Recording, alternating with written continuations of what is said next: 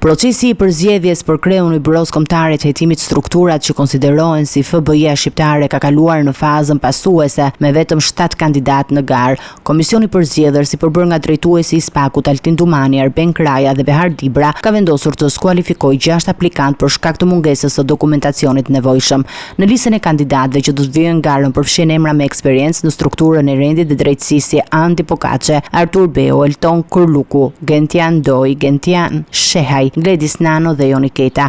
Këta kandidat do të nënshtrojnë fazave të mëtejshme të vlerësimit që përfshin testin e arsyetimit logjik, kontrollin mjekësor, testin fizik ose me shkrim, intervistën dhe verifikimin e figurës. Në fund ata duhet kalojnë dhe deklarimin e pasurisë dhe testin e poligrafit. Ndërkohë, emrat e skualifikuar janë Astrid Halilaj, Haki Çako, Mauricio Shkëldia, Marinela Pilinci, Miklovan Kanani dhe Nevruz Drejgjoni. Vlen të theksoj se drejtuesit aktual të BKH-s, Aida Hajnaj, I përfundon mandati me 31 gusht të këtij viti. Megjithse kishte të drejtën për të garuar në një mandat të dytë, ajo ka zgjedhur të mos dorëzojë dokumentacionin për të vijuar me garën. Zgjedhja e drejtuesit të ri të Byros Kombëtare të Hetimit është një ndër momentet kyçe për forcimin e mëtejshëm të strukturave antikorrupsion në vend dhe pritet të ndiqet me interes të madh nga publiku dhe faktori ndërkombëtar.